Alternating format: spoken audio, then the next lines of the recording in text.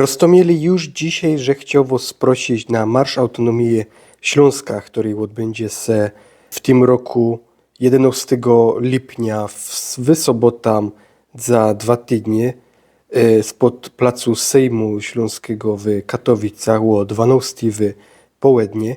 Chciałem was wszyscy sprosić, ponieważ jest to marsz, na którym my, Ślązołki autochtony, akcentujemy swoją tożsamość, nasze przywiązanie do regionu, do naszej kultury górnośląskiej, ale też gołtki.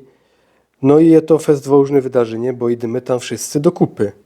My tam nie idziemy ryczeć o jakiś separatyzmus, no idziemy se upomnieć o naszą kulturę, przede wszystkim gołtkam. No i idziemy tam pokazać to, i że my jeszcze są. Że my Ślązołki istniejemy. Bez to już sproszę was. 11 lipnia w sobotę o 12 w południe trafimy się my, wszystkie Ślązołki w Katowicach spod placu Sejmu Śląskiego.